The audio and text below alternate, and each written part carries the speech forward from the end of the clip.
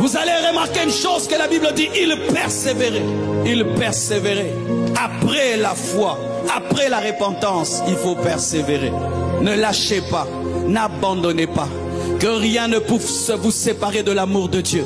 Qu'aucune épreuve ne puisse te séparer de Dieu. Qu'aucune tentation ne puisse te séparer de Dieu. Qu'aucun problème ne puisse te séparer de Dieu. Qu'aucun homme, qu'aucune femme ne puisse te séparer de Dieu. Qu'aucune bénédiction ne puisse séparer de Dieu. Va jusqu'au bout, jusqu'à la mort. Mourez chrétien, mourez chrétien, mourez chrétien, mourez chrétien. Soyez enterrés chrétiens, soyez enterrés chrétiens.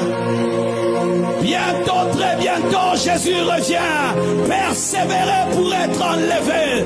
Persévérez pour être enlevé. N'abandonnez pas. Ça fait plus de 30 ans que je suis chrétien. Et je peux dire que c'est la pratique de ces choses. 30 années, j'ai été tenté, j'ai été éprouvé, j'ai vécu des choses bizarres. Mais ce sont ces choses qui m'ont gardé. Tu ne t'es pas converti pour t'arrêter. Tu ne t'es pas converti pour abandonner. Tu dois aller jusqu'au bout. Tu dois aller jusqu'au bout.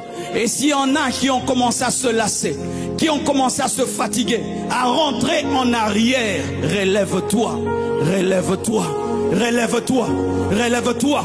Toi qui es découragé, toi qui es fatigué, toi qui vas arrêter la vie chrétienne, tellement que tu as des difficultés, des problèmes. Lève-toi et continue la marche.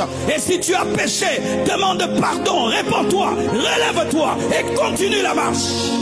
Que la culpabilité ne t'arrête pas, que l'échec ne t'arrête pas, que la maladie ne t'arrête pas, que rien ne t'arrête, qu'aucune déception ne puisse t'arrêter.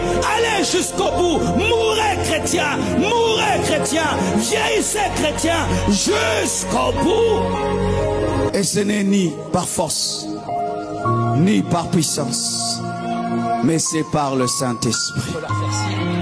Aucun homme n'a la force de pratiquer ces choses sans la puissance du Saint-Esprit. Si je suis debout, ce n'est pas parce que je suis discipliné. Ce n'est pas parce que je suis meilleur que les autres. Quelqu'un m'aide tous les jours. Le Saint-Esprit. Chaque fois que le monde veut m'attirer, il est le vaccin. Chaque fois que Satan veut me détruire, il est la sagesse. Chaque fois que le monde veut m'attirer, il est la barrière, le Saint-Esprit. Lorsque tu donnes ta vie à Jésus, il y a quelqu'un qui est à ta disposition, le Saint-Esprit. Il est ta force, il est ton conseil. Après la mort ou l'annonce de la femme du pasteur Marcelo, lorsque je regardais cette prédication, j'ai directement compris que lorsque le pasteur prêchait à Paris, donc il prophétisait sur sa propre vie. Que le Seigneur donne à notre pasteur de l'église corps du Christ la force. Ce n'est pas vraiment facile.